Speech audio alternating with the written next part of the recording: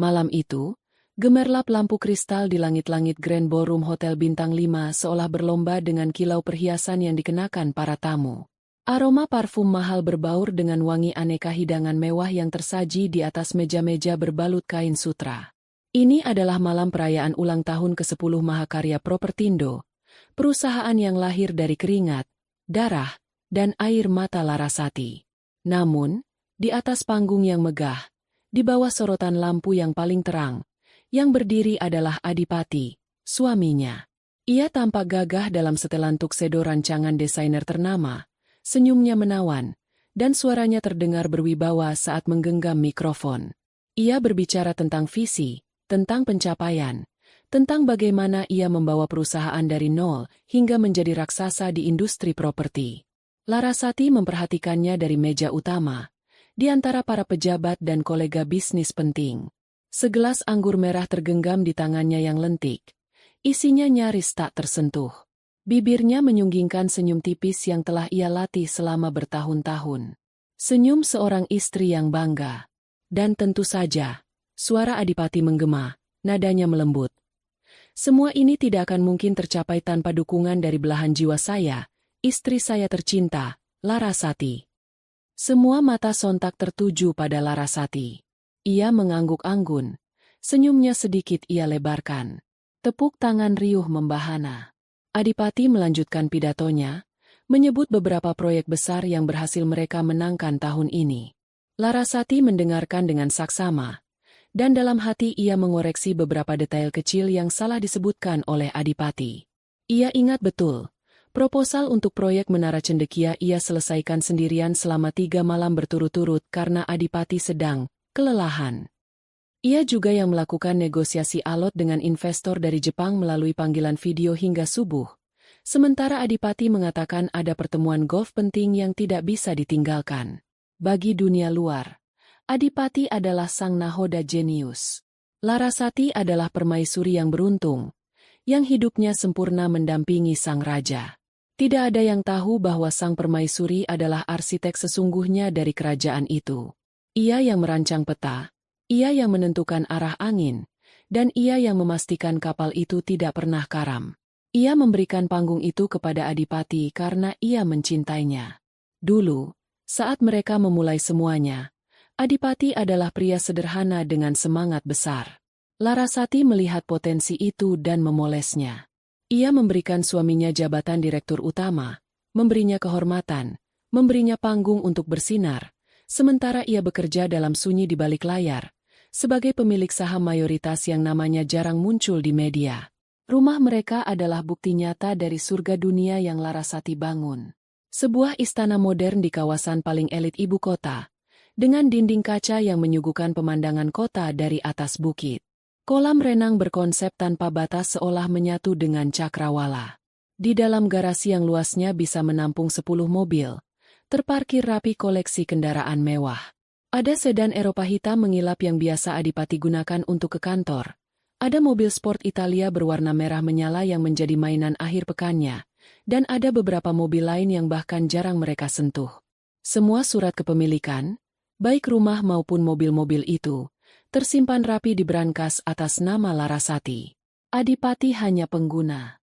Fasilitas yang diberikan oleh perusahaan, yang notabene adalah milik istrinya sendiri.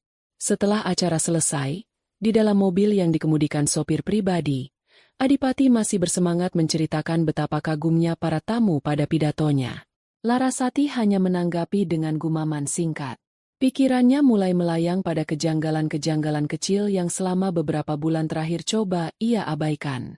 Semua dimulai dari frekuensi lembur Adipati yang semakin tidak masuk akal. Rapat hingga larut malam, perjalanan bisnis mendadak di akhir pekan. Semua dengan alasan demi kemajuan perusahaan. Awalnya Larasati percaya, bahkan mendukungnya. Namun, nalurinya sebagai wanita mulai merasakan ada sesuatu yang salah. Puncaknya adalah keberadaan ponsel kedua. Larasati pertama kali melihatnya sekitar 3 bulan lalu. Sebuah ponsel model terbaru yang tergeletak di meja samping tempat tidur saat Adipati sedang mandi. Ponsel itu tidak pernah ia lihat sebelumnya. Saat ia hendak mengambilnya, Adipati keluar dari kamar mandi dengan tergesa-gesa. Handuk masih melilit di pinggangnya. Wajahnya tampak sedikit panik saat ia menyambar ponsel itu. "Ponsel baru?" tanya Larasati, mencoba terdengar sesantai mungkin. "Oh, ini inventaris kantor. Khusus untuk komunikasi dengan tim proyek inti, biar tidak tercampur dengan urusan lain dan lebih aman," jawab Adipati cepat, terlalu cepat. Ia kemudian memasukkan ponsel itu ke dalam laci dan menguncinya. Sejak saat itu, ponsel itu menjadi hantu di antara mereka. Larasati tidak pernah melihatnya lagi, tetapi ia tahu benda itu selalu ada. Kecurigaannya semakin dalam. Sebagai pemilik, ia memiliki akses penuh terhadap laporan keuangan perusahaan. Iseng, suatu malam saat ia tidak bisa tidur, ia membuka laptopnya dan memeriksa rincian pengeluaran kartu kredit perusahaan yang dipegang Adipati. Matanya menyipit saat menemukan sebuah transaksi di sebuah butik perhiasan mewah. Jumlahnya cukup fantastis. Ia mencoba mengingat. Ulang tahunnya masih lama. Ulang tahun pernikahan mereka baru saja lewat. Ia tidak pernah menerima hadiah perhiasan itu. Untuk siapa? Ia terus menggulir ke bawah. Ada serangkaian tagihan dari sebuah restoran Prancis yang sangat romantis. Tempat yang biasa dikunjungi pasangan kekasih. Tagihan itu selalu untuk 2 orang. Lalu, yang paling membuatnya terpukul, adalah tagihan berulang dari sebuah hotel butik di pusat kota. Transaksi itu selalu terjadi pada hari-hari di mana Adipati mengaku sedang rapat maraton hingga larut malam. Tertera di sana, pembayaran untuk kamar tipe, suite bulan madu. Jantung Larasati seolah berhenti berdetak. Udara di dalam ruang kerjanya yang luas terasa menipis. Surga yang ia bangun dengan susah payah ternyata memiliki pintu belakang, dan suaminya telah menggunakan pintu itu untuk memasukkan orang lain ke dalamnya. Rasa sakit yang tajam menghunjam dadanya, namun dengan cepat berubah menjadi sesuatu yang lain. Sesuatu yang dingin, kelam, dan penuh perhitungan. Ia bukan wanita lemah yang akan menangis meraung-raung. Ia adalah seorang pebisnis, seorang strategis, dan ia baru saja menemukan pengkhianatan terbesar dalam investasinya. Malam itu, menatap laporan keuangan di layar laptopnya, Larasati tidak lagi melihatnya sebagai istri yang disakiti. Ia melihatnya sebagai seorang ratu yang kerajaannya disusupi pengkhianat. Dan seorang ratu tidak akan tinggal diam saat tahtanya terancam. Ia akan berperang.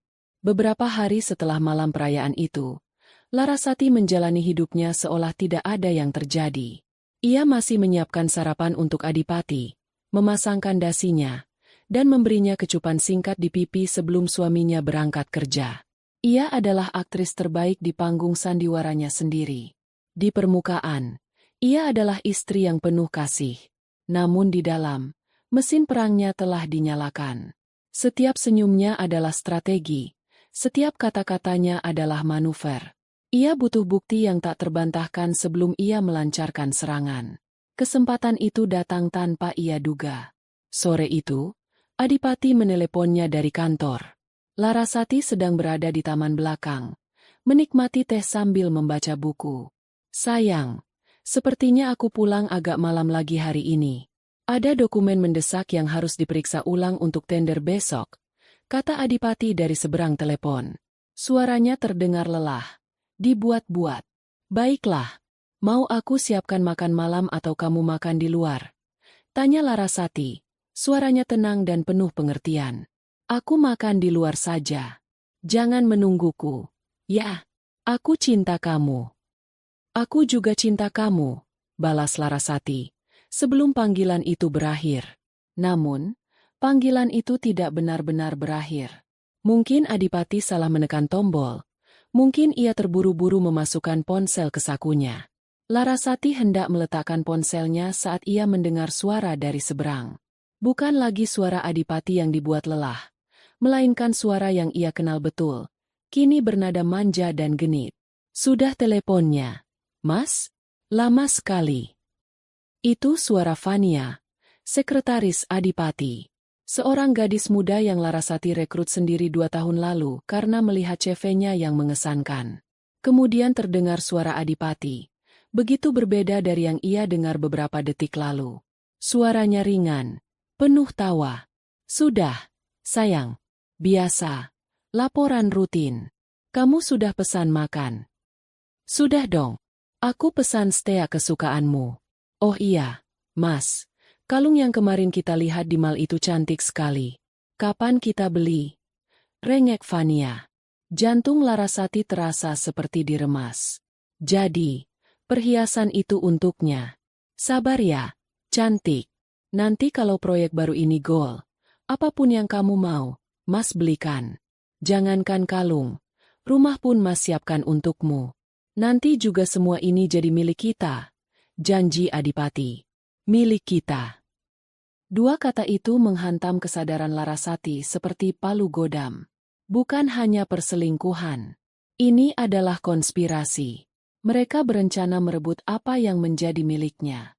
Tangan Larasati yang memegang ponsel bergetar hebat. Ia menarik napas dalam-dalam, memaksa dirinya untuk tetap tenang. Ia terus mendengarkan. Percakapan mereka beralih ke hal-hal yang lebih intim, rencana liburan rahasia mereka ke Bali minggu depan, keluhan Vania tentang apartemennya yang kurang besar, dan tawa mesra mereka yang terdengar seperti sayatan pisau di telinga Larasati. Akhirnya, setelah beberapa menit yang terasa seperti selamanya, sambungan telepon itu benar-benar terputus. Larasati duduk membeku di kursinya. Teh di cangkirnya sudah dingin. Buku di pangkuannya terbuka di halaman yang sama.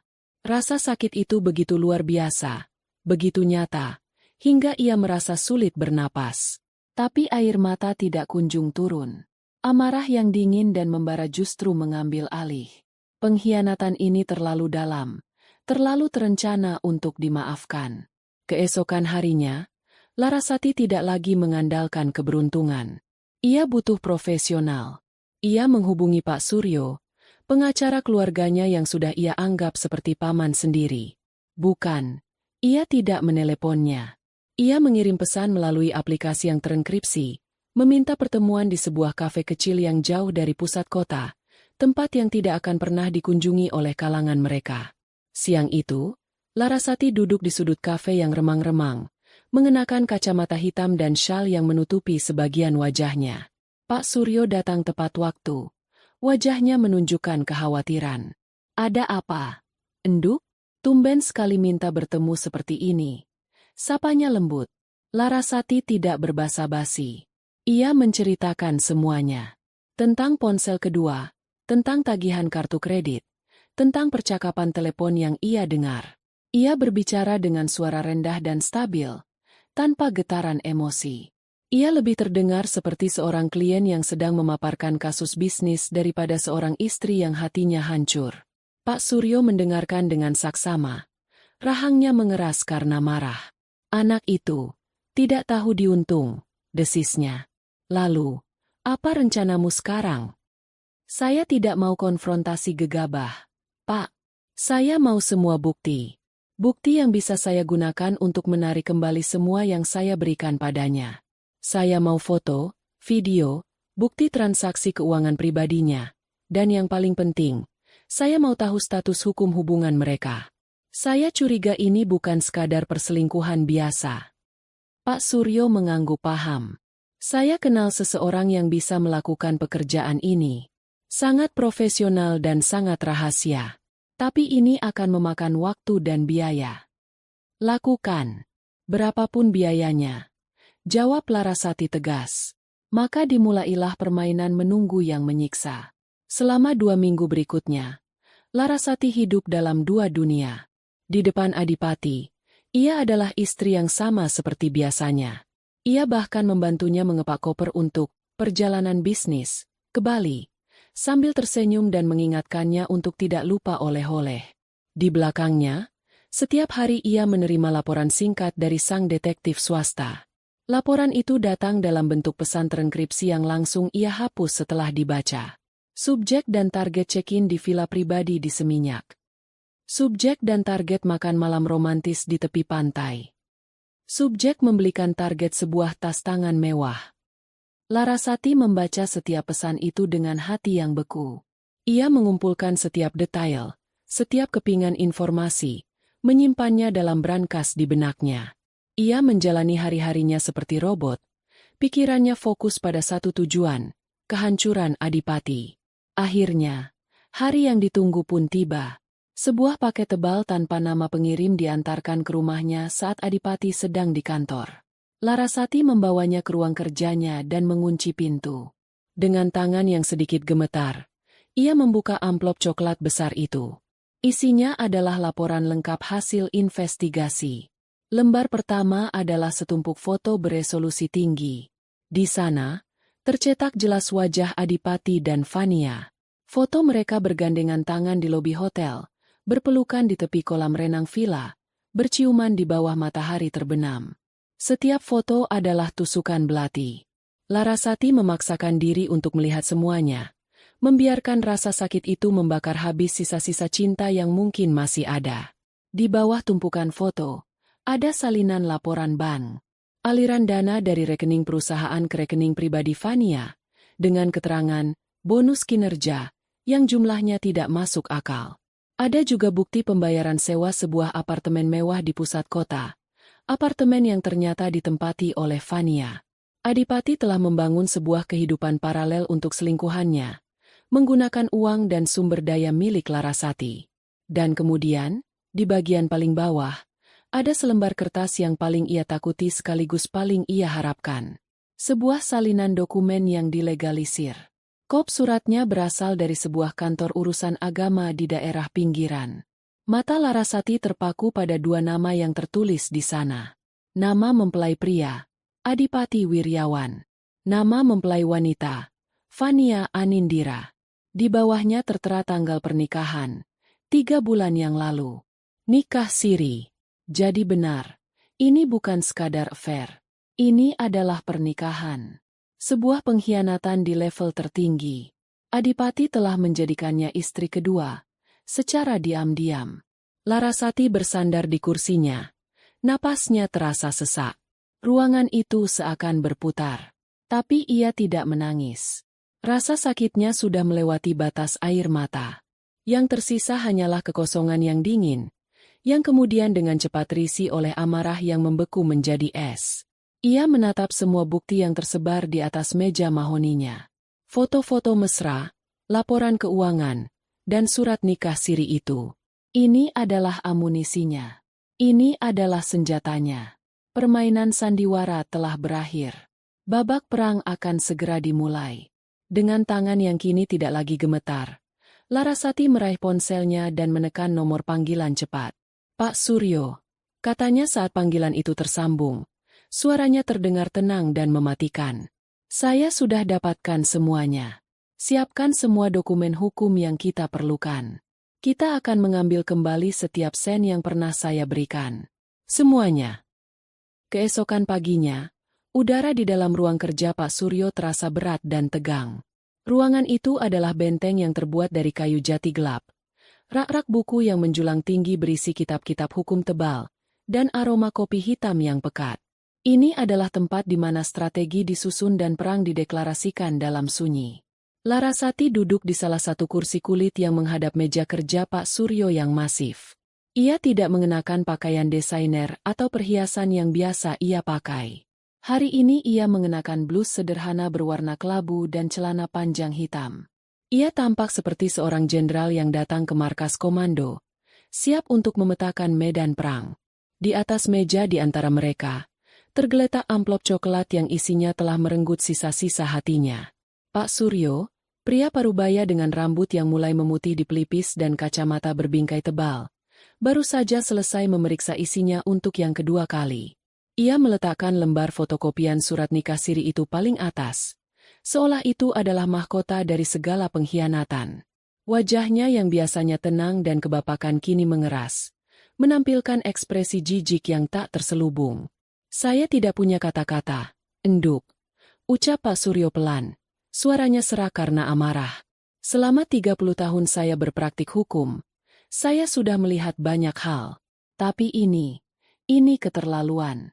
Memanfaatkan kebaikan dan cintamu untuk membangun surga bagi perempuan lain. Dia bukan hanya tidak setia, dia adalah parasit.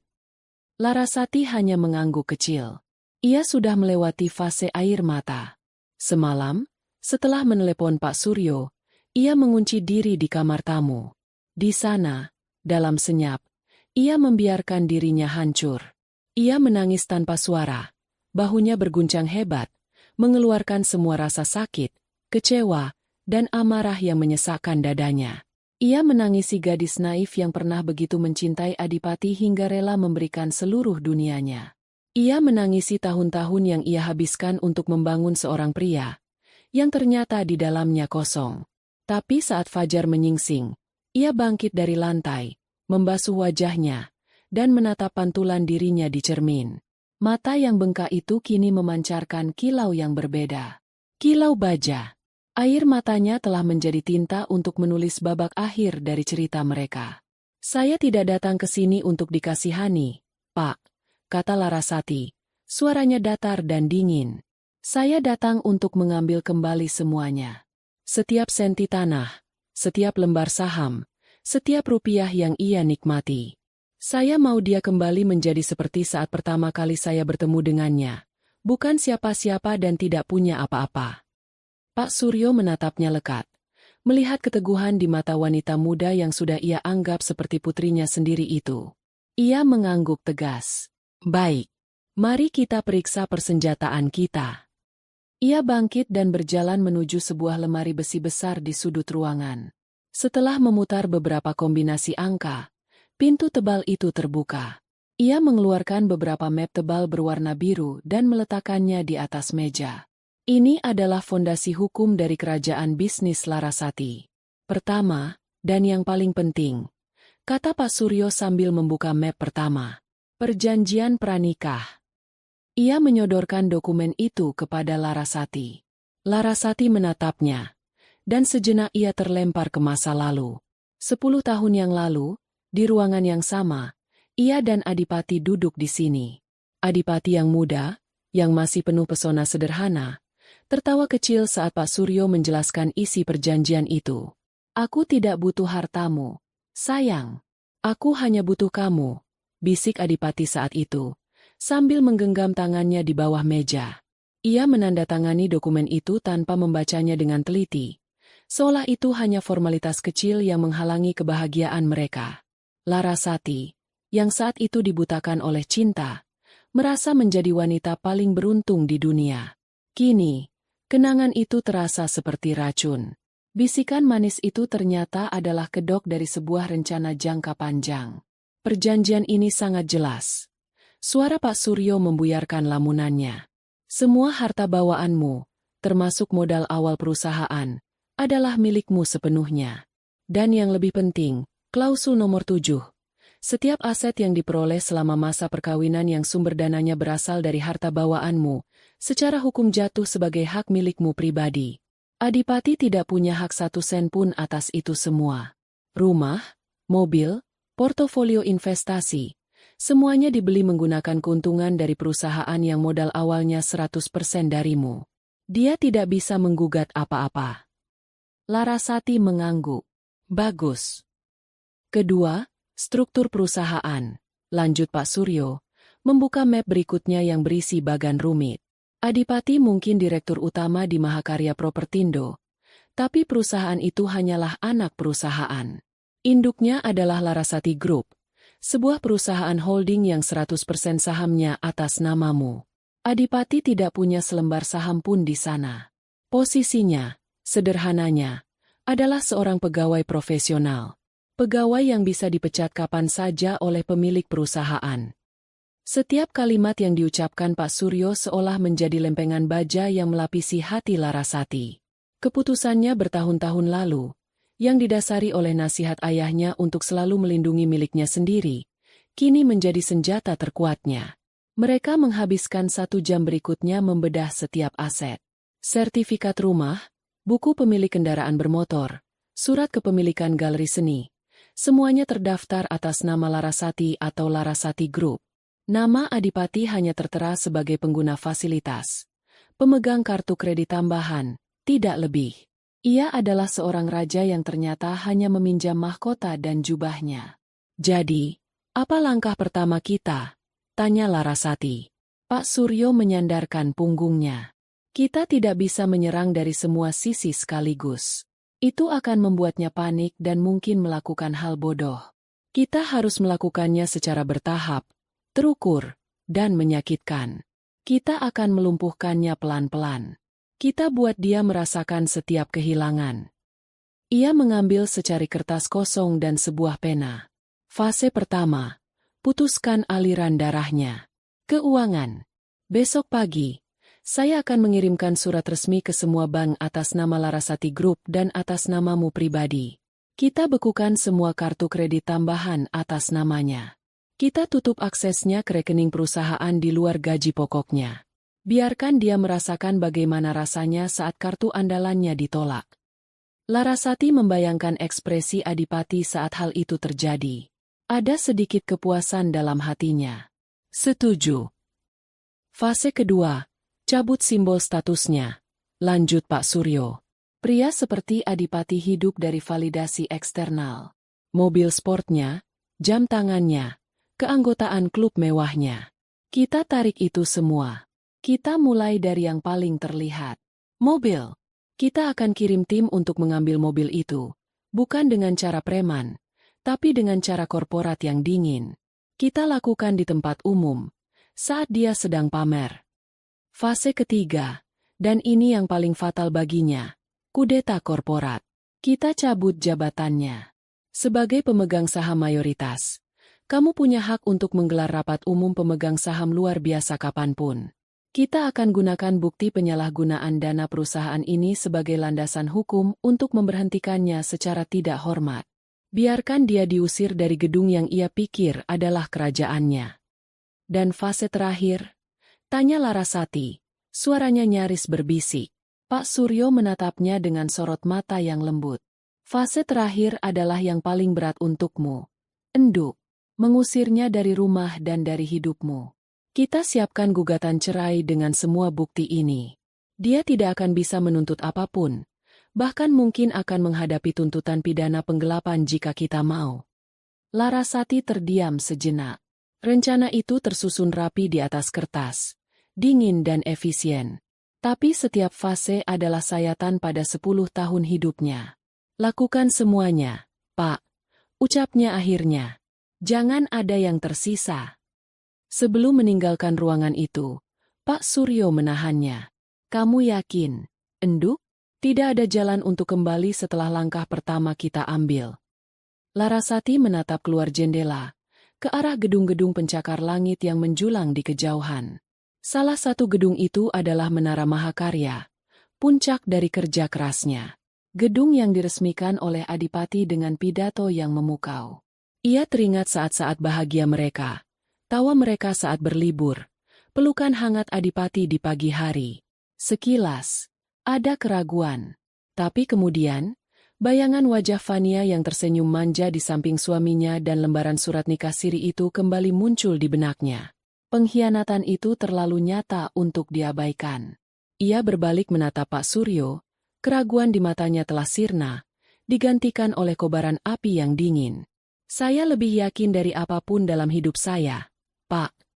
Saat ia melangkah keluar dari gedung firma hukum itu, matahari bersinar terik. Ia merasa lelah, tetapi juga ringan. Beban keraguan telah terangkat. Rencana itu kini ada di tangannya. Ia bukan lagi korban yang meratapi nasib. Ia adalah sang eksekutor yang sedang berjalan menuju medan pertempuran. 3 hari setelah pertemuan di kantor Pak Suryo, Adipati sedang berada di puncak dunianya. Ia dan Fania duduk di meja terbaik di sebuah restoran atap gedung yang sedang tren di kalangan jet set Jakarta. Dari tempat mereka duduk, pemandangan gedung-gedung ibu kota terhampar seperti permadani berkilauan di bawah matahari sore. Angin sepel-sepel meniup rambut panjang Fania yang tergerai indah. Ia tampak memuja Adipati. Matanya tidak pernah lepas dari pria yang duduk di hadapannya. Adipati sedang tertawa.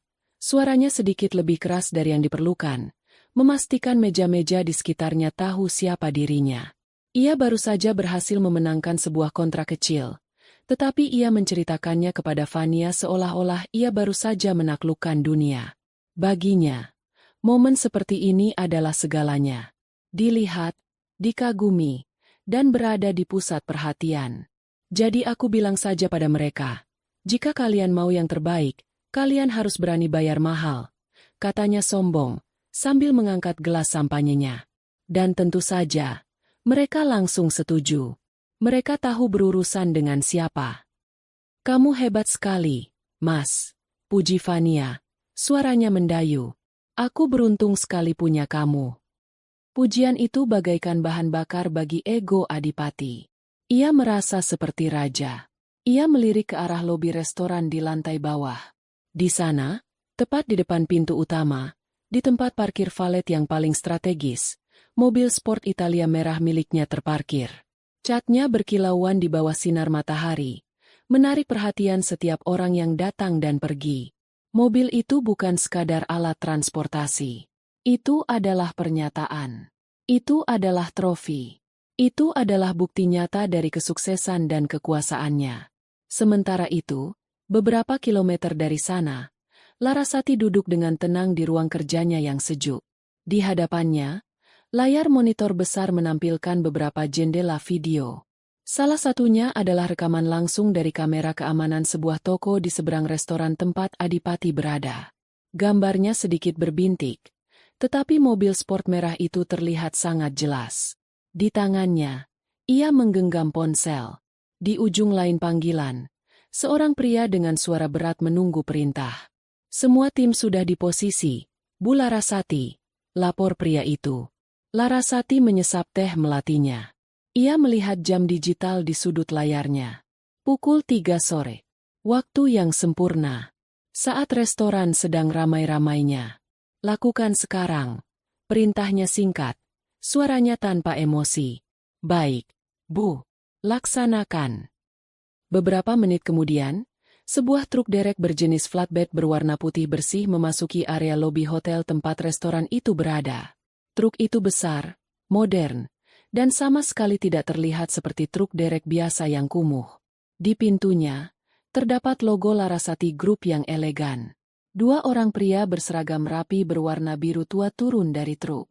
Mereka tidak terlihat seperti preman, melainkan seperti teknisi profesional.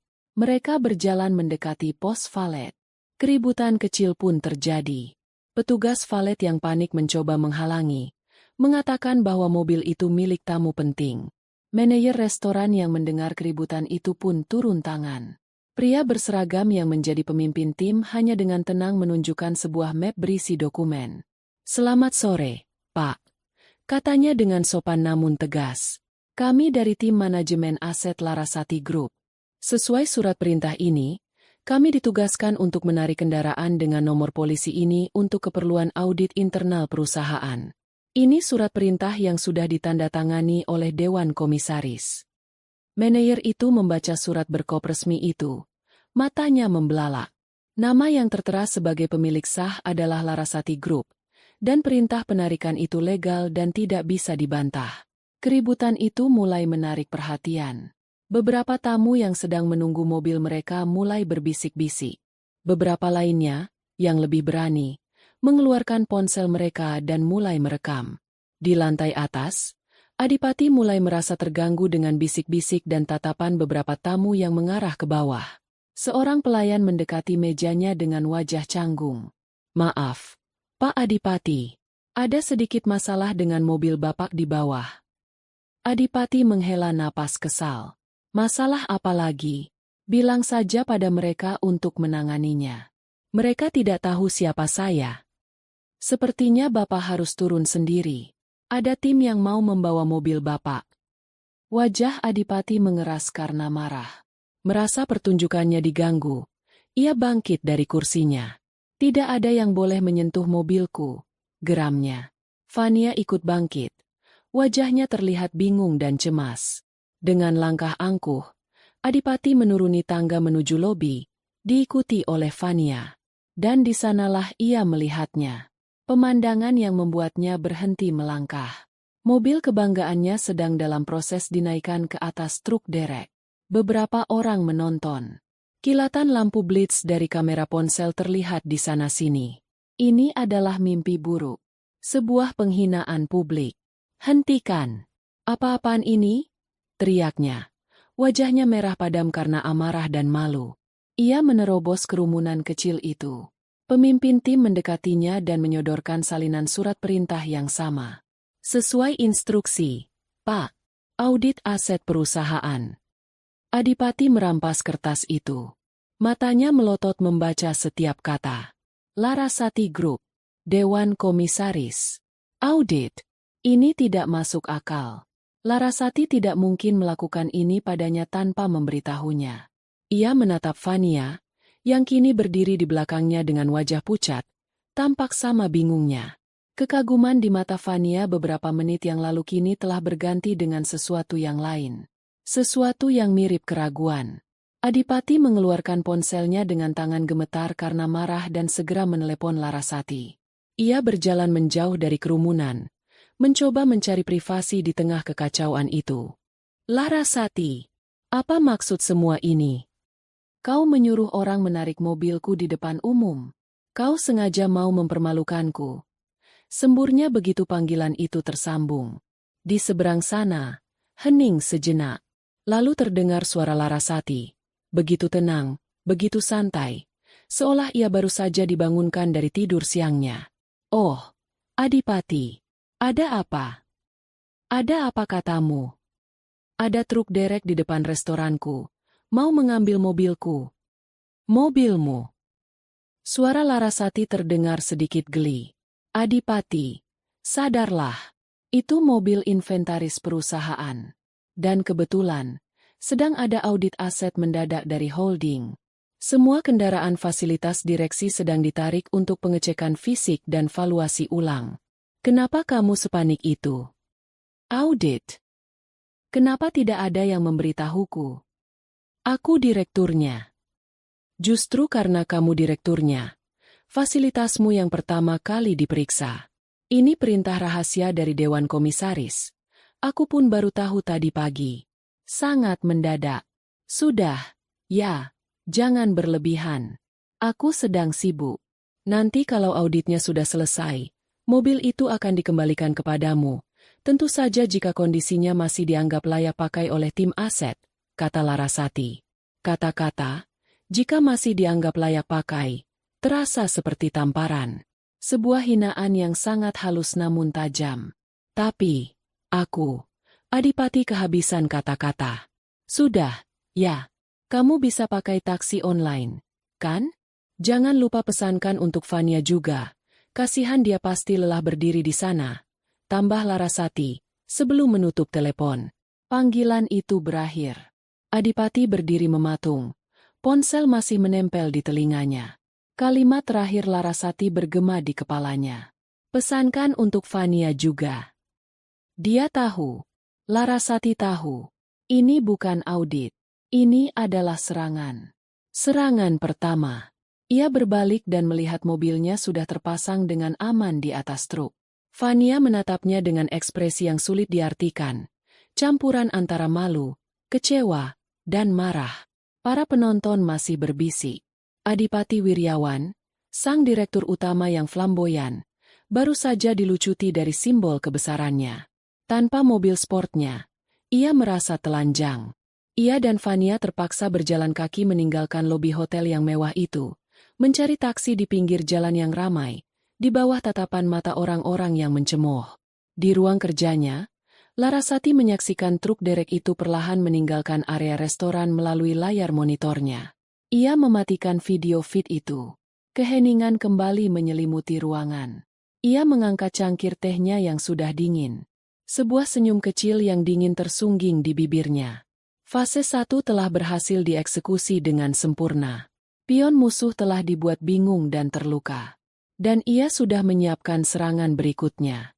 Penghinaan di restoran atap gedung itu hanyalah awal dari longsoran salju yang akan menimbun Adipati hidup-hidup. Perjalanan pulang mereka terasa lebih menyesakan daripada kemacetan Jakarta di jam sibuk. Mereka duduk di kursi belakang sebuah taksi tua yang berbau asap rokok. Sebuah ironi yang menyakitkan setelah bertahun-tahun hanya bepergian dengan mobil mewah beraroma kulit asli. Keheningan di antara mereka begitu tebal. Bisa diiris dengan pisau. Fania duduk merapat ke pintu, menjaga jarak sejauh mungkin dari Adipati, seolah pria di sebelahnya tiba-tiba terjangkit penyakit menular. Jadi ini rencanamu? Desis Fania akhirnya, memecah keheningan. Matanya menatap lurus ke depan, menolak untuk melihat Adipati. Katanya kamu yang berkuasa. Katanya istrimu itu hanya pajangan. Ternyata mobil saja bisa diambil begitu saja di depan umum. Kamu kelihatan seperti badut, Mas. Kata badut itu menyengat ego Adipati. Jaga bicaramu, balasnya ketus. Ini hanya masalah internal perusahaan. Audit bodoh. Larasati tidak akan berani macam-macam. Besok semua akan kembali normal. Ia mencoba meyakinkan Fania, tetapi di saat yang sama ia sedang mencoba meyakinkan dirinya sendiri. Bayangan wajah tenang Larasati di telepon, dan kalimat terakhirnya yang menyebut nama Fania, terus berputar di kepalanya. Ini bukan audit biasa. Ini adalah pesan. Keesokan harinya, untuk membuktikan bahwa ia masih memegang kendali dan untuk meredam kekecewaan Fania yang semakin kentara, Adipati memutuskan untuk melakukan terapi yang paling ia pahami, membelanjakan uang. Ia mengajak Fania ke mall paling mewah di ibu kota, tempat di mana harga satu tas tangan bisa setara dengan gaji manajer selama setahun. Ini adalah pertaruhan. Ia harus menunjukkan bahwa insiden mobil kemarin hanyalah sebuah anomali kecil, sebuah gangguan teknis dalam kerajaannya yang megah. Mereka memasuki sebuah butik desainer Eropa yang lantainya terbuat dari marmer Italia. Fania, yang awalnya masih cemberut, perlahan mulai luluh melihat deretan tas dan sepatu yang berkilauan di bawah sorotan lampu. Ia mulai menguji Adipati. Ia menunjuk sebuah tas tangan edisi terbatas yang harganya membuat orang biasa sesak napas. Aku suka yang itu, Mas, katanya, dengan nada manja yang kini terdengar lebih seperti sebuah tantangan. Adipati menelan ludah, tetapi senyum angkuh tetap terpasang di wajahnya. Ambil saja. Pilihkan juga sepatu yang cocok, katanya, melambaikan tangannya dengan gaya seorang sultan. Fania tersenyum puas. Ia mengambil tas itu, lalu memilih sepasang sepatu hak tinggi berwarna senada. Adipati merasa sedikit lega. Mungkin ini berhasil. Mungkin kekuatan uangnya masih bisa membeli kesetiaan dan kekaguman Fania. Mereka berjalan ke meja kasir yang terbuat dari kaca tebal. Pramuniaga yang terlatih dengan sigap membungkus barang-barang itu dalam kotak-kotak mewah. Total tagihannya disebutkan dengan suara pelan. Sebuah angka dengan banyak nol di belakangnya. Dengan penuh percaya diri, Adipati mengeluarkan kartu kredit utamanya dari dompet. Kartu hitam tanpa batas limit dari bank swasta paling premium. Fasilitas tertinggi dari perusahaan. Ia menyerahkannya kepada kasir. Sang kasir menggesek kartu itu di mesin. Hening sejenak. Lalu, mesin itu mengeluarkan bunyi penolakan yang lirih. Kasir itu tersenyum canggung. Mohon maaf, Pak. Sepertinya ada gangguan koneksi. Boleh saya coba sekali lagi? Adipati mulai merasa tidak nyaman. Coba saja. Mesin kalian mungkin sudah usang, katanya, mencoba menutupi kegugupannya dengan kesombongan. Kasir itu menggeseknya lagi. Hasilnya sama. Sebuah tulisan merah kecil muncul di layar mesin. Transaksi ditolak. Wajah sang kasir mulai pucat. Mohon maaf sekali, Pak. Kartunya ditolak oleh bank. Darah serasa surut dari wajah Adipati. Ia bisa merasakan tatapan para pegawai butik lainnya. Ia bisa merasakan senyum kemenangan di wajah Fania memudar, digantikan oleh ekspresi tidak percaya yang dengan cepat berubah menjadi amarah. Tidak mungkin, desis Adipati. Ia merebut kartu itu. Coba kartu ini. Ia mengeluarkan kartu kredit pribadinya yang lain, sebuah kartu platinum. Kartu ini pun sama saja. Fasilitas tambahan yang terhubung dengan rekening utama Larasati. Kasir itu mencobanya dengan ragu. Ditolak. Adipati mulai panik. Ia mengeluarkan semua kartu dari dompetnya. Satu persatu, semuanya ditolak. Keringat dingin mulai membasahi keningnya. Penghinaan ini 100 kali lebih buruk daripada insiden mobil kemarin. Ini adalah pelucutan senjata di jantung pertahanannya. Fania tidak tahan lagi. Tanpa sepatah kata pun, ia meletakkan tas belanjaan itu di atas meja kasir dengan kasar dan melangkah keluar dari butik, meninggalkan Adipati yang berdiri membeku di sana. Dengan pikiran kalut, Adipati berlari menuju anjungan tunai mandiri yang terletak di pusat perbankan premium mall itu. Ia harus mendapatkan uang tunai. Ia harus memperbaiki ini. Ia memasukkan kartunya, mengetikkan PIN dengan jari-jari yang gemetar. Ia memilih menu penarikan tunai. Layar itu berkedip sejenak sebelum menampilkan sebuah pesan yang dingin dan kejam. Akses ditolak. Silakan hubungi bank Anda. Jantungnya serasa mencelos. Ia mencoba lagi. Kali ini ia mencoba memeriksa saldo. Pesan yang berbeda muncul. Saldo tidak dapat ditampilkan. Rekening Anda sedang dalam peninjauan. Selesai sudah. Ia benar-benar telah diputus.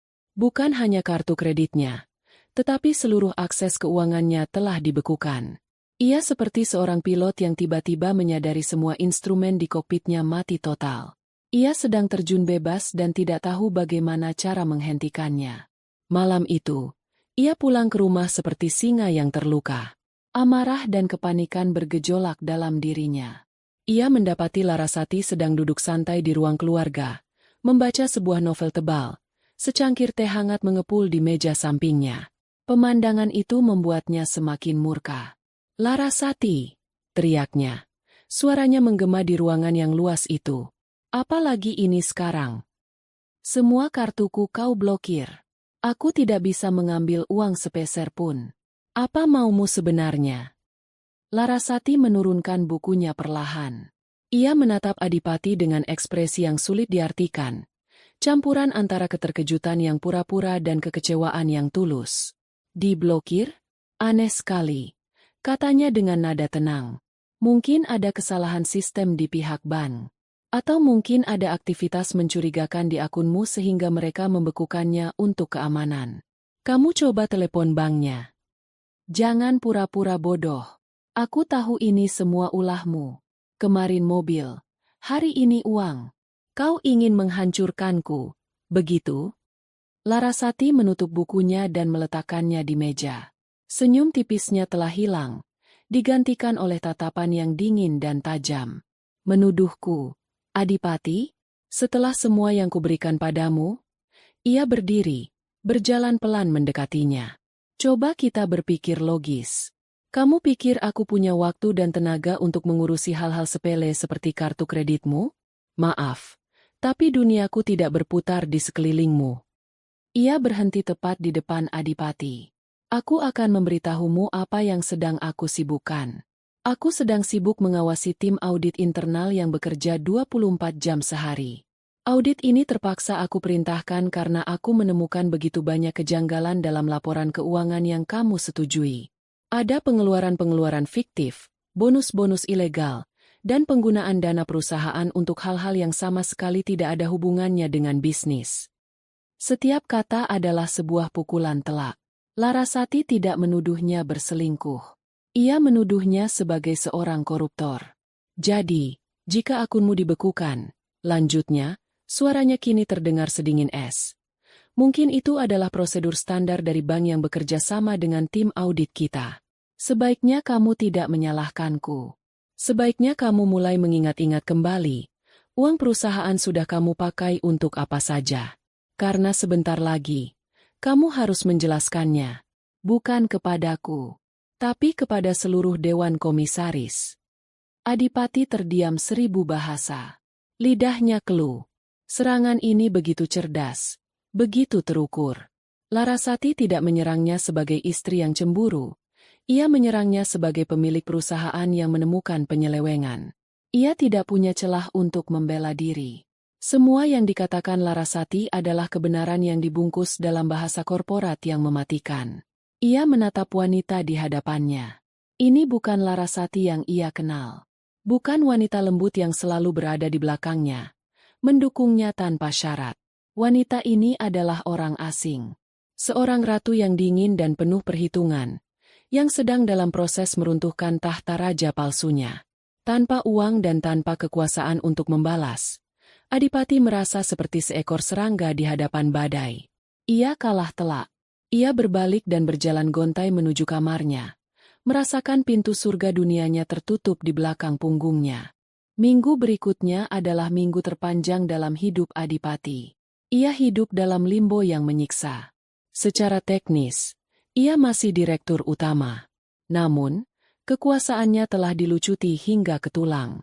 Ia datang ke kantor setiap hari, duduk di ruangannya yang luas dan mewah, tetapi ia merasa seperti seorang tahanan rumah.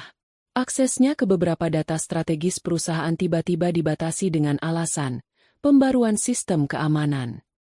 Beberapa manajer kunci yang biasanya selalu melapor kepadanya, kini seolah-olah menghindarinya. Rapat-rapat penting diadakan tanpa kehadirannya. Rumor mulai berembus kencang di seluruh penjuru kantor. Tentang audit besar-besaran. Tentang pembekuan anggaran direksi. Tentang direktur utama yang mobilnya ditarik oleh perusahaan. Adipati bisa merasakannya dari tatapan mata para karyawan saat ia berjalan di koridor. Dulu tatapan itu penuh kekaguman dan sedikit rasa takut.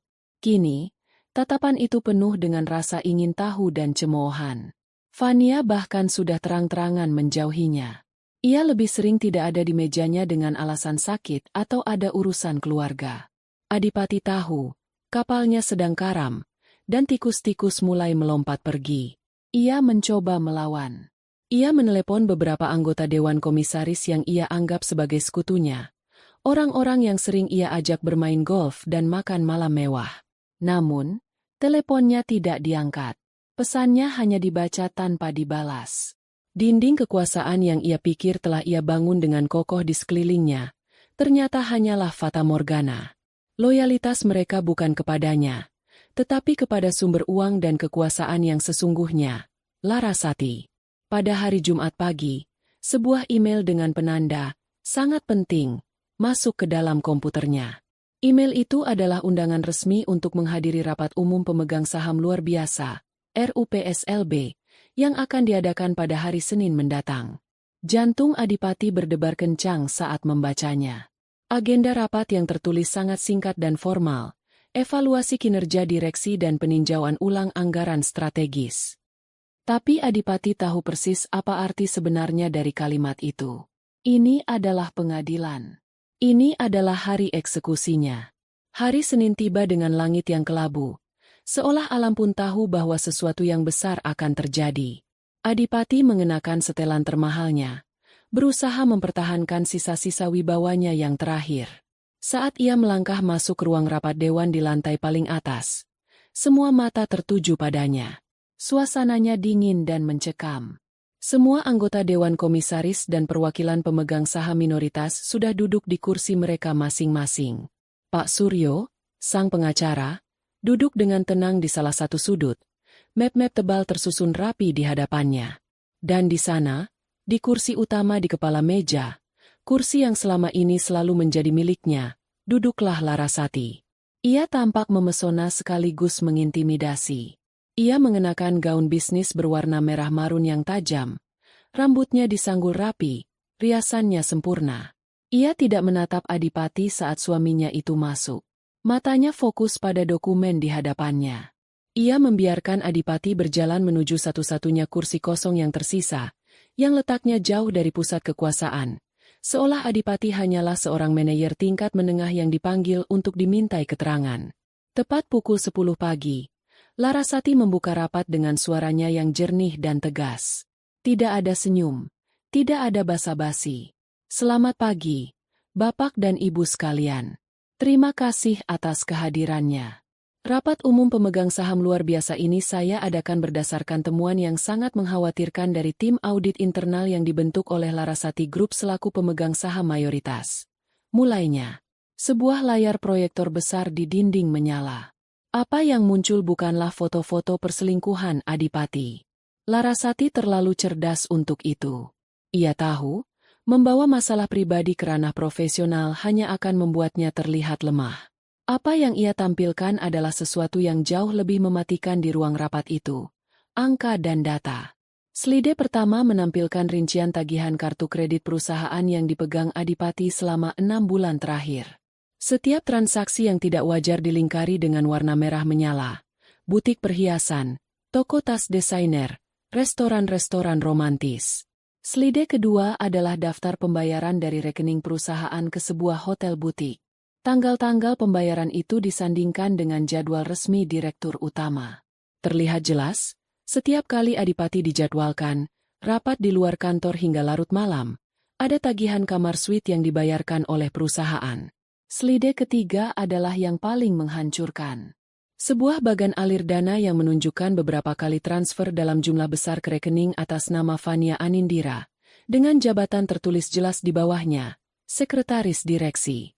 Keterangan transfer itu adalah bonus kinerja khusus. Larasati kemudian meminta perwakilan Departemen Sumber Daya Manusia yang juga hadir untuk mengonfirmasi bahwa bonus sebesar itu tidak pernah ada dalam sistem penggajian perusahaan dan tidak pernah disetujui oleh siapapun. Wajah Adipati pucat pasi. Ini adalah pembantaian yang dilakukan dengan presisi seorang ahli bedah. Larasati tidak memberinya celah sedikit pun. Total dana perusahaan yang berdasarkan temuan awal ini telah disalahgunakan untuk kepentingan pribadi oleh Bapak Direktur Utama ditaksir mencapai angka 3,7 miliar rupiah. Kata Larasati, suaranya tetap tenang, tetapi setiap kata terdengar seperti vonis. Semua orang di ruangan itu menatap Adipati dengan pandangan menghakimi. Adipati mencoba membela diri. Itu semua tidak benar. Itu adalah biaya representasi. Untuk menjamu klien, untuk menjaga hubungan baik. Kalian tidak mengerti bagaimana bisnis ini bekerja. Suaranya terdengar panik dan putus asa. Klien yang mana, Pak Adipati? Tanya Larasati dingin. Bisakah Bapak sebutkan nama klien yang Bapak jamu di butik perhiasan? Atau klien yang Bapak ajak menginap di kamar suite hotel? Tim audit kami tidak menemukan satupun laporan kunjungan klien yang sesuai dengan tanggal-tanggal tersebut. Adipati terbungkam. Ia mencari-cari dukungan di wajah para anggota dewan, tetapi yang ia temukan hanyalah tatapan kosong. Mereka sudah membuangnya. Larasati berdiri. Semua mata tertuju padanya. Berdasarkan bukti-bukti yang tidak terbantahkan ini, katanya, suaranya menggema di ruangan yang sunyi itu, maka saya, sebagai perwakilan sah dari Larasati Group, pemegang 95% saham Mahakarya Propertindo, dengan ini secara resmi mengajukan mosi tidak percaya terhadap kinerja dan integritas Direktur Utama, dan mengusulkan pemberhentian dengan tidak hormat kepada Bapak Adipati Wiryawan dari jabatannya, efektif saat ini juga. Ia menatap satu persatu anggota dewan. Saya minta persetujuan dewan. Satu persatu, tanpa ragu, tangan-tangan itu terangkat. Setuju. Setuju. Setuju. Semuanya setuju. Palu tak terlihat telah diketuk. Nasibnya telah disegel.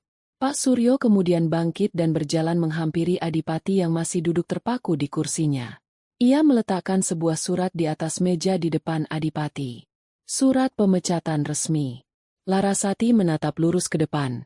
Sama sekali tidak melirik ke arah Adipati. Rapat selesai, katanya tegas. Ia kemudian berbalik dan berjalan keluar dari ruang rapat itu, diikuti oleh beberapa anggota dewan yang lain, meninggalkan Adipati sendirian di tengah reruntuhan kerajaannya. Puncak kuasa yang selama ini ia puja, ternyata hanyalah sebuah panggung pementasan, dan sang sutradara baru saja memutuskan untuk mengakhiri pertunjukannya. Adipati tidak bergerak dari kursinya. Ruang rapat yang beberapa saat lalu terasa penuh dengan kekuasaan dan ketegangan, kini menjadi sunyi senyap. Kosong.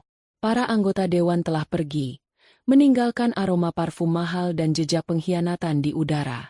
Larasati juga telah pergi. Langkah kakinya terdengar mantap dan tegas, tanpa sedikit pun keraguan. Yang tersisa hanyalah Adipati, duduk seorang diri di meja panjang yang mengilap, dengan selembar surat pemecatan di hadapannya. Surat itu terasa lebih berat dari sebongkah batu nisan. Selama beberapa menit, ia hanya menatap kosong ke dinding di seberangnya. Otaknya menolak untuk memproses apa yang baru saja terjadi. Ini pasti mimpi buruk. Sebentar lagi ia akan bangun di ranjangnya yang empuk, di samping Larasati. Dan semua ini hanyalah bayangan gelap yang akan sirna ditelan cahaya pagi. Tapi dinginnya ruangan berpendingin udara itu terasa begitu nyata. Dan kertas di hadapannya memiliki ketajaman yang menyakitkan. Perlahan, rasa tidak percaya itu terkikis, digantikan oleh gelombang amarah yang panas. Amarah kepada Larasati, wanita yang ia anggap lembut dan penurut, yang ternyata adalah seekor ular berbisa yang menunggu saat yang tepat untuk mematuk.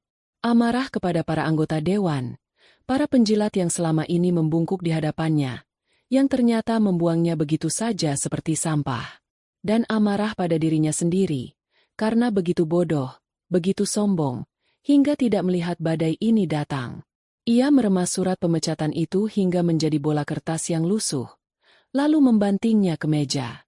Ia harus melakukan sesuatu. Ia tidak bisa menerima ini begitu saja.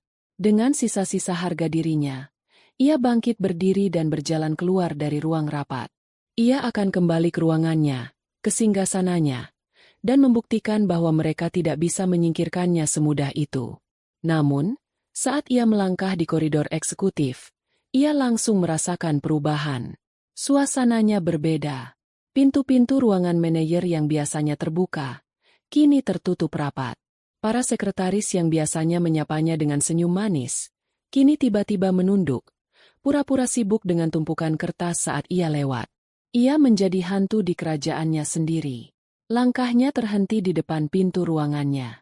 Pintu kayu jati berpelitur gelap yang di atasnya terpasang plakat kuningan mengilap bertuliskan, Adipati Wiryawan, Direktur Utama. Tapi di depan pintu itu, berdiri dua orang petugas keamanan berseragam lengkap. Wajah mereka kaku dan tanpa ekspresi. "Minggir. Aku mau masuk ruanganku," kata Adipati, mencoba membuat suaranya terdengar berwibawa seperti biasanya. Kepala petugas keamanan, seorang pria bertubuh tegap yang Adipati rekrut sendiri setahun lalu, maju selangkah. Sikapnya hormat, tetapi matanya dingin. "Mohon maaf, Pak Adipati," katanya, sengaja memberi penekanan pada kata, "Pak," yang kini terdengar seperti panggilan formal untuk orang luar, bukan sebutan untuk atasan. Sesuai perintah dari direksi yang baru, Bapak sudah tidak lagi memiliki akses ke ruangan ini. Direksi baru. "Aku masih direktur utama di sini," raung Adipati. Suaranya mulai kehilangan kendali. "Status Bapak sudah diberhentikan. Efektif sejak rapat selesai tadi. Kami hanya menjalankan perintah. Pak, kami ditugaskan untuk membantu Bapak mengemasi barang-barang pribadi Anda dan mengantar Bapak hingga keluar dari gedung." Adipati menatap nanar melewati bahu petugas itu, ke dalam ruangannya. Apa yang ia lihat membuatnya semakin murka. Di dalam, beberapa orang office BO sedang sibuk. Mereka memasukkan barang-barang dari atas mejanya ke dalam box-box kardus berwarna coklat. Foto pernikahannya dengan Larasati, piala-piala penghargaan golf, koleksi pena mewahnya. Semuanya dimasukkan begitu saja tanpa perasaan. Hidupnya sedang dibongkar dan dikemas seperti barang obralan. "Jangan sentuh barang-barangku. Keluar kalian semua dari ruanganku," teriaknya, mencoba menerobos masuk. Kedua petugas keamanan itu dengan sigap menahan tubuhnya. Tenaga mereka jauh lebih kuat. Adipati meronta, tetapi sia-sia. Ia, yang terbiasa memberi perintah, kini tidak berdaya secara fisik.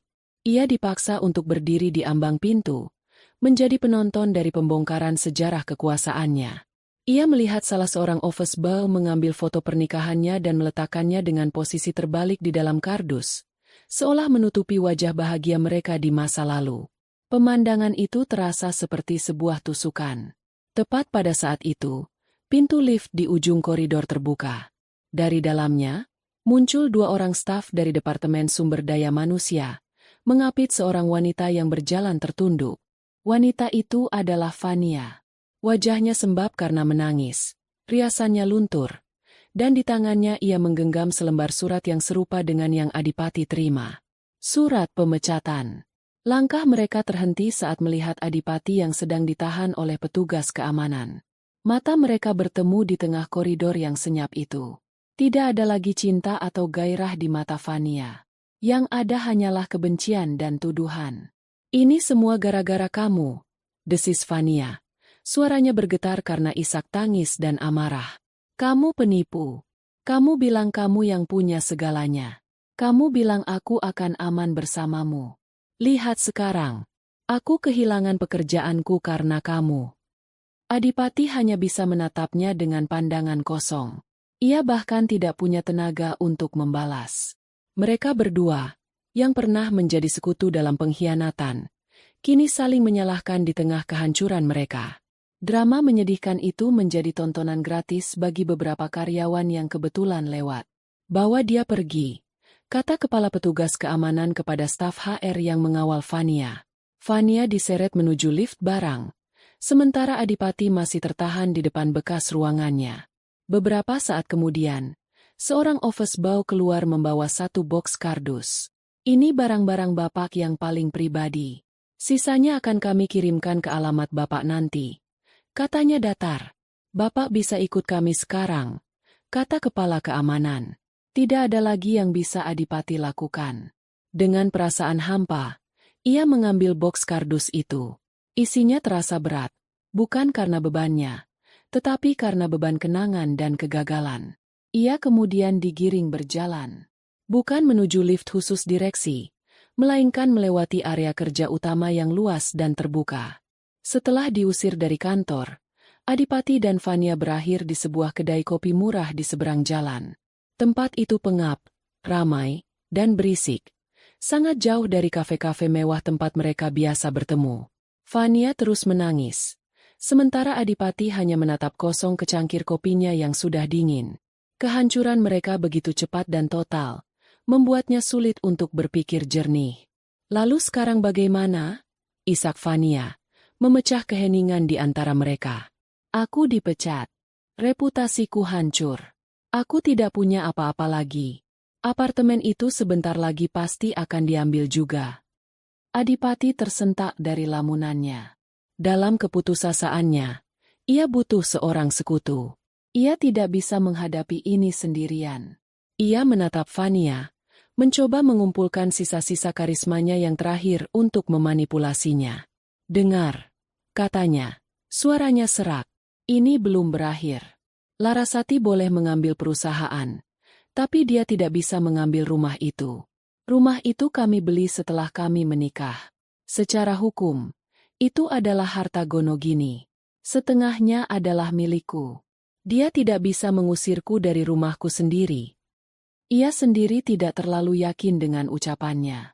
Ia samar-samar ingat pernah menandatangani perjanjian pranikah, tetapi ia menganggapnya tidak penting saat itu.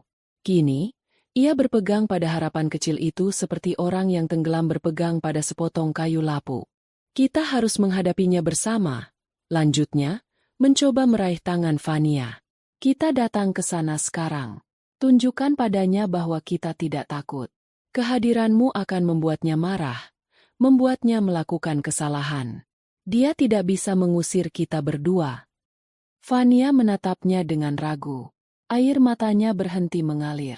Campuran antara rasa takut dan keserakahan muncul di matanya. Jika benar rumah itu sebagian milik Adipati, berarti masih ada harapan untuknya. Kamu yakin? Aku yakin, kata Adipati, lebih untuk meyakinkan dirinya sendiri. Mereka pun memberhentikan taksi dan menuju ke kawasan perumahan elit tempat Istana Larasati berdiri. Sepanjang perjalanan, Adipati menyusun strategi di kepalanya.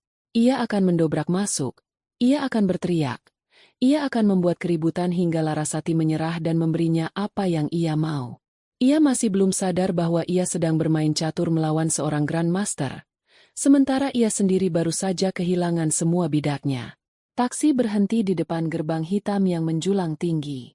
Pemandangan rumah megah di baliknya, yang dulu menjadi simbol kebanggaannya, kini terlihat mengintimidasi. Adipati menekan tombol remote di gantungan kuncinya. Tidak ada respons. Gerbang itu tetap tertutup rapat. Ia menekan klakson taksi, tetapi tetap tidak ada reaksi.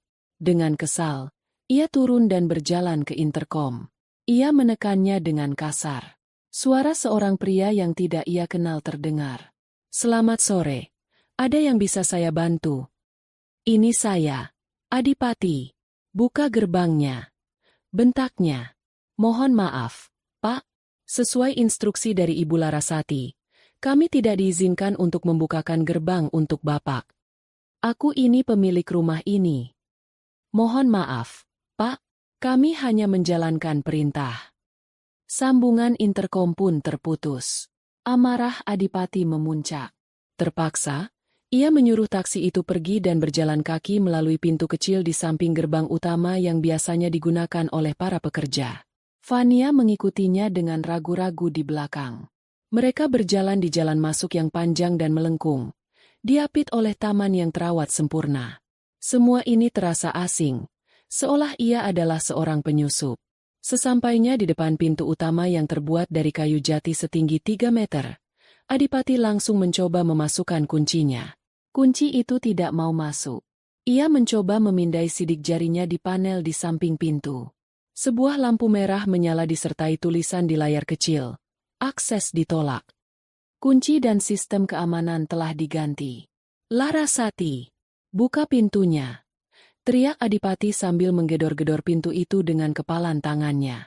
Aku tahu kau di dalam. Jangan jadi pengecut. Keluar. Ia terus berteriak dan menggedor. Suaranya menggema di halaman yang sunyi. Fania berdiri beberapa langkah di belakangnya, tampak ketakutan. Setelah beberapa saat, gedorannya berhenti.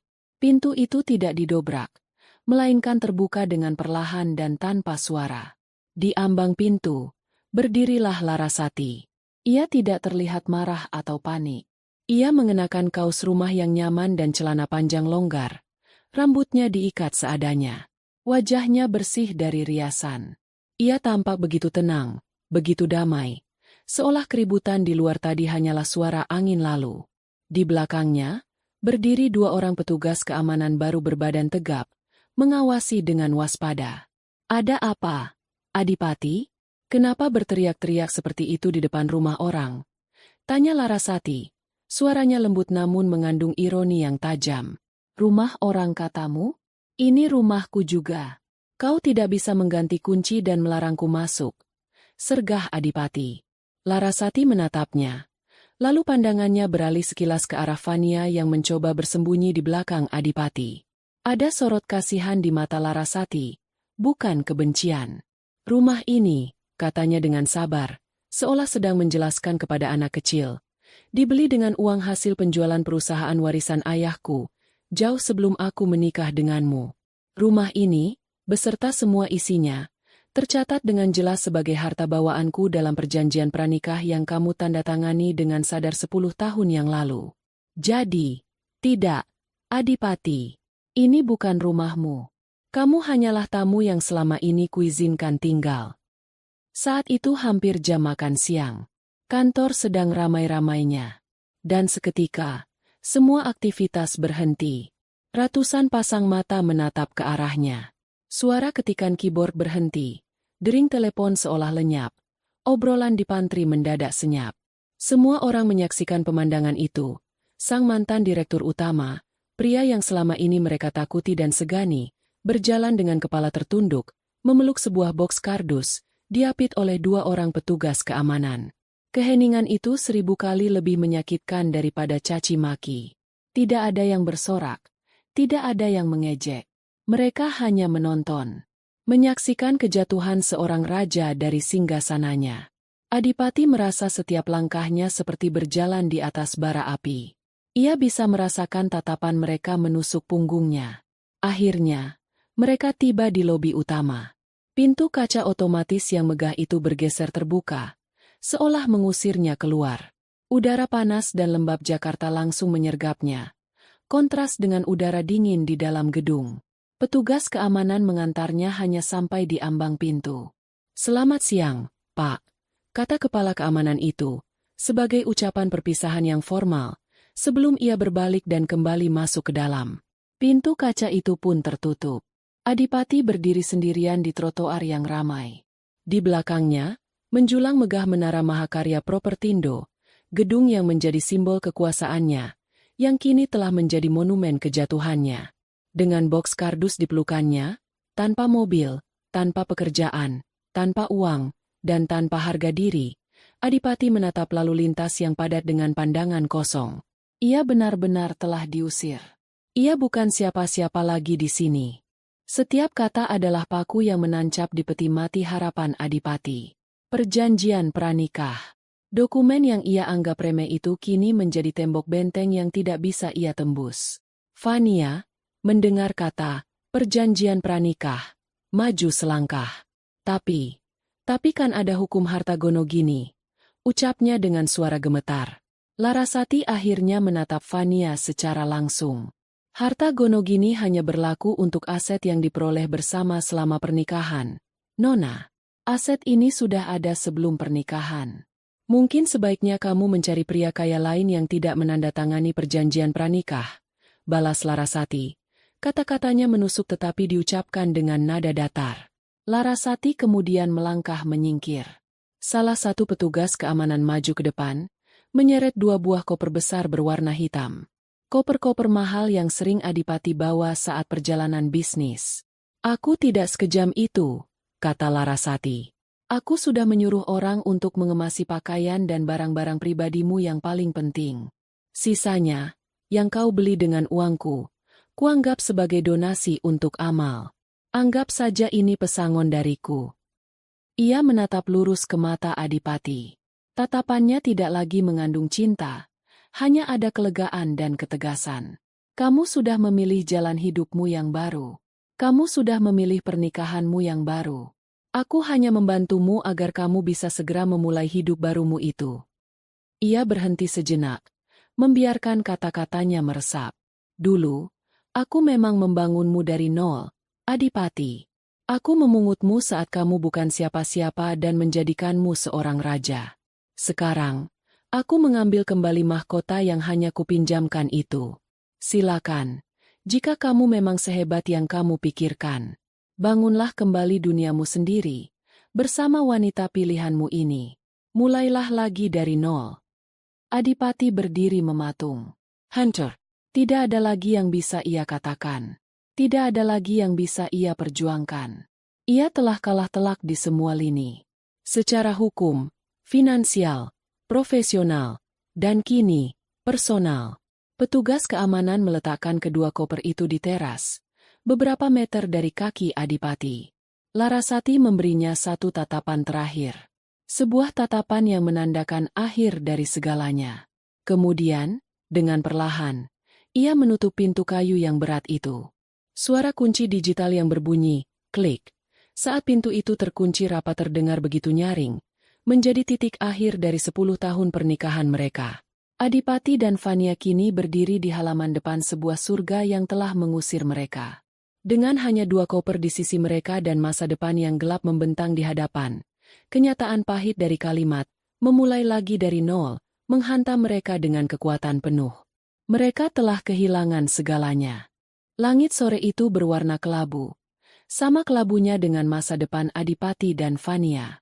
Setelah diusir dari gerbang surga, mereka berdiri di pinggir jalan yang asing dengan 2 koper besar sebagai satu-satunya harta mereka. Kemewahan yang selama ini membungkus hidup mereka telah terkoyak, menampakkan kenyataan yang dingin dan keras. Cinta yang mereka kira mereka miliki, yang tumbuh subur di restoran mewah dan butik desainer, kini layu seketika di bawah terik matahari dan debu jalanan. Malam pertama adalah neraka. Tidak ada hotel bintang 5 yang bisa mereka tuju. Dengan sisa uang tunai yang ada di dompet Adipati, beberapa lembar ratusan ribu yang tidak cukup bahkan untuk menyewa hotel melati, ia terpaksa menelan harga dirinya bulat-bulat. Ia menelepon seorang teman lama dari masa kuliah. Seseorang yang dulu sering ia pandang sebelah mata karena hidupnya yang pas-pasan. Dengan suara yang dibuat semenyedihkan mungkin, ia memohon untuk bisa menumpang semalam. Apartemen temannya berada di pinggiran kota. Sebuah unit 2 kamar sempit di gedung yang catnya sudah banyak terkelupas. Bau pengap dan masakan tetangga menyambut mereka. Kontrasnya dengan istana Larasati begitu menyakitkan hingga terasa seperti tamparan fisik. Malam itu, Adipati dan Fania tidur di sofa tua yang reot di ruang tamu, saling memunggungi, diselimuti oleh keheningan yang canggung dan kebencian yang mulai tumbuh. Hari-hari berikutnya menjadi semakin buruk. Setelah diusir secara halus oleh temannya yang merasa tidak nyaman, mereka terpaksa mencari tempat tinggal sendiri. Uang hasil menjual salah satu jam tangan mewah milik Adipati, yang untungnya ada di dalam koper, hanya cukup untuk membayar uang sewa selama beberapa bulan untuk sebuah kamar kos sempit di daerah padat penduduk. Kamar itu berukuran 3 kali 4 meter, dengan sebuah kamar mandi kecil di dalamnya yang kerannya terus meneteskan air. Dindingnya lembab dan ada beberapa bercak jamur di langit-langit. Jendelanya menghadap langsung ke tembok tetangga, membuat sinar matahari enggan masuk. Disinilah, di dalam kotak beton yang menyesakkan ini, cinta mereka diuji hingga ke batasnya, dan gagal total. Uang menjadi sumber pertengkaran mereka setiap hari. Fania, yang terbiasa dengan perawatan kulit mahal dan makanan enak, kini harus berdebat dengan Adipati hanya untuk membeli sebungkus mie instan atau sebungkus nasi warteg. Aku tidak bisa makan seperti ini terus, keluh Fania suatu malam, mendorong piring berisi nasi dan tempe orek menjauh. Dulu kamu berjanji akan membelikanku rumah, mobil, perhiasan. Sekarang lihat. Kita makan lebih buruk dari pembantuku dulu. Lalu kamu mau aku bagaimana? Balas Adipati. Suaranya meninggi karena frustrasi. Aku sudah tidak punya apa-apa. Semua sudah diambil oleh wanita gila itu. Ini salahmu. Seharusnya kamu lebih pintar. Seharusnya kamu pastikan ada aset atas namamu. Kamu terlalu bodoh dan sombong. Setiap pertengkaran mengikis habis sisa-sisa ilusi yang mereka miliki. Fania tidak lagi melihat Adipati sebagai pangeran tampan yang berkuasa. Ia kini melihatnya sebagai seorang pecundang yang menyedihkan. Seorang pria yang kehebatannya ternyata hanya pinjaman. Sementara Adipati tidak lagi melihat Fania sebagai bidadari cantik yang memujanya. Ia melihatnya sebagai parasit manja yang hanya menginginkan hartanya, yang kini menjadi beban di tengah penderitaannya. Dalam keputusasaannya, Adipati mencoba mencari pekerjaan. Ia mengirimkan puluhan lamaran ke berbagai perusahaan. Ia berpikir, dengan pengalamannya sebagai direktur utama, akan mudah baginya untuk mendapatkan posisi tinggi di tempat lain. Ia salah besar. Berita pemecatannya yang tidak hormat dari Mahakarya Propertindo dengan tuduhan penggelapan dana telah menyebar seperti api di kalangan bisnis. Namanya telah masuk daftar hitam. Ia mendapatkan beberapa panggilan wawancara, tetapi semuanya berakhir dengan penghinaan. Ada yang terang-terangan menolaknya setelah mengetahui latar belakangnya. Ada pula yang dengan sinis menawarinya posisi sebagai staf penjualan tingkat rendah dengan gaji yang tidak akan cukup bahkan untuk membayar sewa kamar kos mereka. Setiap penolakan adalah paku yang ditancapkan pada egonya yang sudah hancur lebur. Ia pulang setiap sore dengan wajah kuyu dan bahu yang terkulai, membawa serta bau kekalahan. Kehancuran finansial dan profesional itu akhirnya meracuni hubungan mereka hingga ke akarnya. Puncaknya terjadi sekitar 2 bulan setelah mereka terusir. Sore itu, Adipati pulang setelah seharian berjalan kaki menawarkan produk asuransi dari pintu ke pintu, satu-satunya pekerjaan yang bisa ia dapatkan, dan tidak berhasil menjual satu polis pun. Ia mendapati Fania sudah mengepak tas kecilnya. "Kamu mau kemana?" tanya Adipati, suaranya lelah. "Pergi dari neraka ini," jawab Fania ketus. Matanya bengkak, tetapi tidak ada lagi air mata. Yang ada hanya kekerasan hati. "Aku sudah selesai, Adipati. Aku tidak mau menghabiskan sisa hidupku di tempat kumuh ini bersama seorang pecundang. Aku akan mencari peruntunganku sendiri." "Kamu mau meninggalkanku begitu saja? Setelah semua yang terjadi?" Fania tertawa. Tawa yang terdengar serak dan penuh kepahitan. "Meninggalkan apa? Kamu tidak punya apa-apa untuk ditinggalkan. Kamu sendiri adalah kehampaan. Seharusnya dari dulu aku sadar. Kamu itu bukan apa-apa tanpa Larasati." Kata-kata itu, yang diucapkan oleh wanita yang rela ia korbankan segalanya untuknya, menjadi pukulan terakhir yang meremukan sisa-sisa semangatnya. Fania tidak menunggu jawaban. Ia membuka pintu, melangkah keluar, dan membantingnya dengan keras. Suara bantingan pintu itu seolah menjadi penutup babak perselingkuhan mereka. Adipati tidak mengejarnya. Ia hanya terduduk lemas di tepi ranjangnya yang berderit. Ia sendirian. Benar-benar sendirian di dalam ruangan sempit yang berbau seperti kegagalan. Ia telah kehilangan istrinya, perusahaannya, kekayaannya, rumahnya, dan kini, selingkuhannya. Semuanya lenyap. Di tengah keheningan yang memekakan telinga itu, untuk pertama kalinya, penyesalan yang sesungguhnya datang menghantamnya. Bukan penyesalan karena kehilangan uang atau jabatan. melainkan penyesalan karena telah kehilangan Larasati. Tiba-tiba, ingatannya memutar kembali semua kebaikan Larasati. Kecerdasannya saat membahas strategi bisnis, kesabarannya saat menghadapi sifat arogannya, senyum tulusnya saat ia berhasil mencapai sesuatu, dukungannya yang tak pernah goyah. Ia sadar, Larasati adalah fondasi dari seluruh hidupnya. Dan ia, dengan kebodohannya sendiri, telah menghancurkan fondasi itu hingga berkeping-keping demi sebuah bangunan indah di atas pasir yang kini telah tersapu ombak. Ia tidak hanya kehilangan seorang istri dan sumber kekayaan. Ia telah menghancurkan arsitek yang telah merancang dan membangun seluruh dunianya. Menatap langit-langit yang berjamur, dengan suara tetesan air dari keran yang bocor sebagai satu-satunya musik pengiring, Adipati akhirnya menangis. Tangisan seorang pria yang telah kehilangan segalanya dan sadar bahwa semua itu adalah kesalahannya sendiri. 1 tahun telah berlalu. Angin perubahan telah menyapu bersih sisa-sisa badai yang pernah melanda kehidupan Larasati. Pagi itu, di ruang rapat Dewan Direksi Mahakarya Propertindo, suasana terasa berbeda. Ruangan yang dulu terasa kaku dan didominasi oleh energi maskulin yang berat, kini terasa lebih segar dan dinamis. Beberapa karya seni modern yang penuh warna menghiasi dinding, menggantikan lukisan-lukisan pemandangan kuno pilihan Adipati. Dan di kursi utama di kepala meja, duduklah Larasati.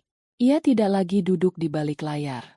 Ia telah mengambil alih kemudi kapalnya secara langsung. Mengenakan blazer berwarna biru langit yang membuatnya tampak profesional namun tetap feminin, ia memimpin rapat dengan kepercayaan diri yang tenang. Ia tidak banyak bicara, tetapi setiap kalimatnya padat, tajam, dan didukung oleh data yang akurat. Ia mendengarkan lebih banyak, memberikan kesempatan kepada para manajernya untuk bersinar, namun keputusan akhir tetap berada di tangannya dengan mantap. Di bawah kepemimpinannya, perusahaan tidak hanya selamat, tetapi justru melesat lebih tinggi. Proyek-proyek baru yang lebih inovatif dan ramah lingkungan berhasil dimenangkan. Laba perusahaan meningkat tajam. Para karyawan bekerja dengan semangat baru, karena mereka kini dipimpin oleh seorang visioner sejati, bukan seorang simbol kosong. Setelah rapat selesai dan semua orang telah meninggalkan ruangan, Larasati berjalan menuju jendela kaca besar di ruangannya. Dari lantai teratas Menara Mahakarya, ia menatap hamparan kota Jakarta di bawahnya. Kota yang dulu menjadi saksi bisu kehancuran hatinya, kini terasa seperti miliknya untuk ditaklukkan. Proses perceraiannya dengan Adipati berjalan cepat dan lancar. Dengan bukti-bukti yang begitu kuat, Adipati tidak mendapatkan apa-apa selain kebebasannya. Larasati tidak menuntutnya secara pidana atas penggelapan dana. Baginya, melihat Adipati kehilangan segalanya sudah merupakan hukuman yang setimpal. Hidupnya kini jauh lebih tenang. Ia menemukan kembali ritme dirinya yang telah lama hilang. Waktu luangnya tidak lagi ia habiskan untuk menghadiri pesta-pesta sosialita yang melelahkan. Ia mulai melukis lagi, sebuah hobi yang ia tinggalkan sejak menikah karena Adipati menganggapnya tidak menghasilkan uang. Kanvas-kanvas besar kini memenuhi salah satu ruangan di rumahnya, diwarnai oleh sapuan kuasnya yang ekspresif.